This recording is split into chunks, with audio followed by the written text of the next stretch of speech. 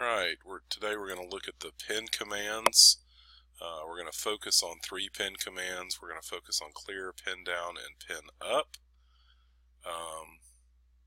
There's some other pin commands here you might want to play around with: fill, stamp, pin trails, changing the pin size, changing the pin shade, changing the pin color. I'm not going to go over any of those, but you can go ahead and practice and play around with those on your own. Alright, so when we want to draw, the first thing we want to make sure we do is we want to make sure that we put the pin down. So if I go over here and I put the pin down, then now when the sprite moves, it's going to draw. So let's say we wanted to draw an L. So we're going to have some motion as well. We're going to move.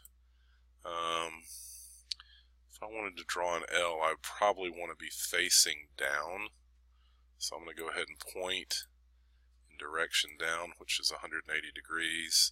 I'm probably going to want to move, let's say we're going to move about 60 steps. And then when my sprite moves down and gets down here, I'm going to want to turn in this direction.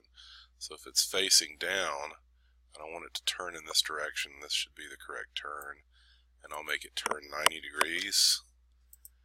And then I'm going to move, let's say, half as much as I did before, 30 steps. And then I'm going to want to put the pin up and then maybe get out of the way. So let's glide. We haven't glided yet, so we'll glide to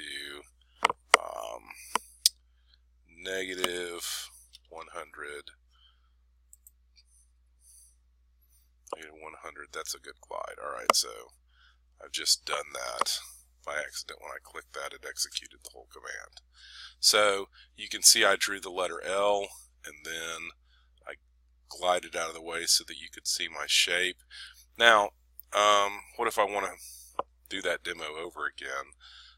If I click the green flag, it's just going to draw another L and glide back to the spot.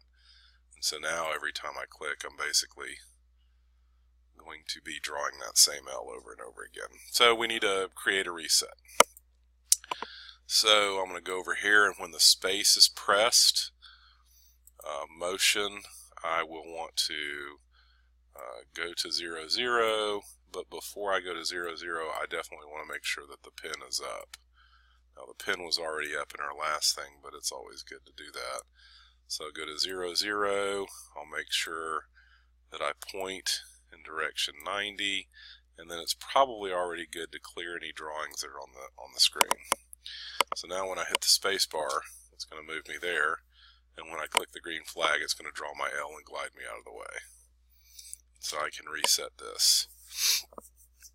Sometimes it's good to be able to draw some shapes. So in this case, I think I'm going to show you how to draw a triangle. I'm going to draw kind of an isosceles. Actually, it's probably going to wind up being an equilateral triangle. I think what I want to do when I draw this triangle is I want to put the sprite up here somewhere so that I can draw the triangle on the biggest frame. So I think the first thing I want to do is I want to go back to motion, and I want to do a go to, and I think what I'm going to do is I'm going to turn on the X and Y position coordinates, and I'm going to move my sprite up here because I think that's where I want to start. And I think I'll play around with it a little bit. You know, this is -4 and 128. I think I'll modify that a little bit. I think my sprite will be at 0 for the X coordinate, and then maybe 130 for the Y coordinate. Let's see where that puts me. Yeah, that's good. And now I don't need those X and Y position coordinates because they're kind of in my way.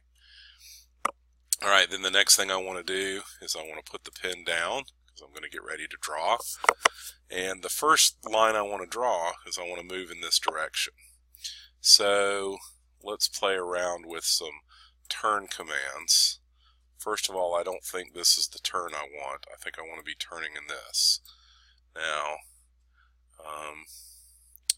if I turn 15 degrees, is that going to be able to make the isosceles triangle? And actually, what I want to do is I want to turn. If you remember your math, there's 360 degrees in a circle. And I want to, if I kind of looked at this, I want to do a 120 degree turn. That's because a triangle is going to have 60, 60, and 60 on its interior angles. So I just take 120 and subtract it from 180. And that's how I get that turn right there. That's how I get that 60 degree turn. Alright, so I'm going to go ahead and click, I didn't put the position, so we probably need to reset our position to where we're pointing that way. So I'm going to click that to reset it, and then after I put the pin down, I want to return 60 degrees. So 60 degrees is what's going to cause me to make an isosceles triangle. And then I want to move, let's make this a pretty big triangle since I started up there at the top. Let's see if we can move 150 steps. And we'll see how that is, and then maybe I'll want to change that up. And then now, after I've moved 150 steps, I need to do another 60 degree turn. So if I want to duplicate this turn right here, I can right click it, and I can go down here and it will duplicate that individual block. So if you right click and select duplicate, it duplicates everything that's under that command. So if I went up to here and I right clicked it, if I select duplicate, it's going to do the 60, the 150, and the 60 again. But if I select this, it'll just duplicate that block. You can kind of mouse over and see what they do. And then I want to move another 150 steps. I think I'm going to select duplicate now, and it's going to do 150 steps and turn me 160 degrees. So this move is one side of the triangle, this move is one side of the triangle, and I'm going to get that move one more time, and that should complete the triangle. So we've turned 60 degrees 3 times, and we've moved 150 steps.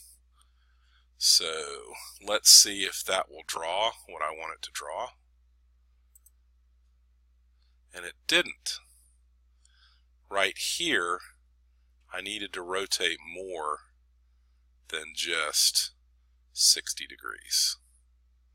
I needed to rotate 120 degrees. So I think what I'm going to do is I'm going to reset the position to point him in direction up.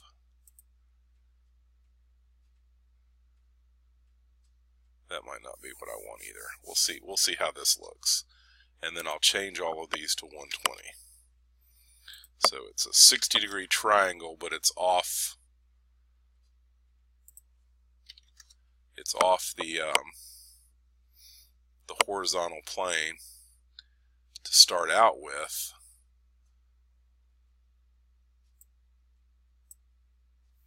Let's go ahead and clear out that drawing. Let's see what happens. He'll glide up there. No, I did a go to instead of a glide. Yeah, that's fine. So that's a triangle, but I don't think that's exactly the one I wanted. So let's point him back in direction. Let's point him back in direction right. Let's go ahead and hit that. Let's click that now. I'm still not getting the triangle that I wanted.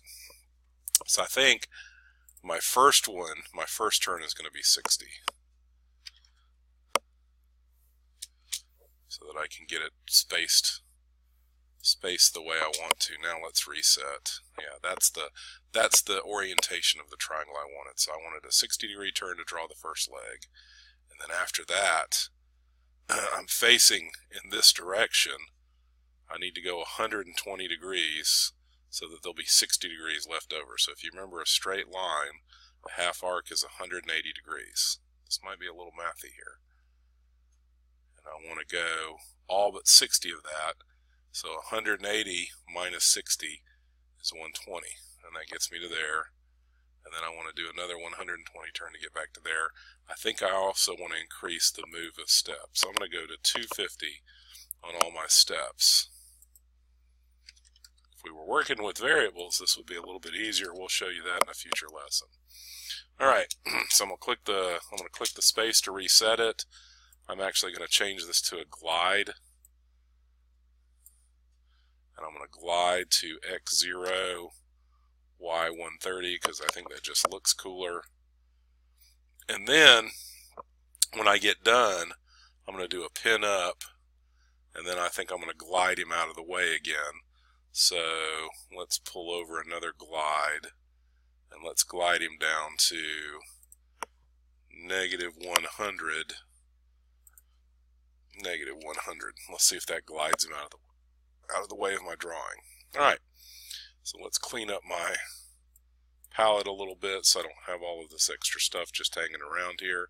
When you're done with that stuff, you can just drag them to the side. All right, I'm going to click the green flag, and it should glide him up to here and draw our triangle and then move him out of the way. And there we go. Now we have a nice isolated looking triangle. So what I want you guys to do now is I want you guys to go ahead and see if you can draw a square that takes up probably about a decent sized square that probably takes up about, maybe a fourth of a row or a 16th of the whole map. Good luck with that.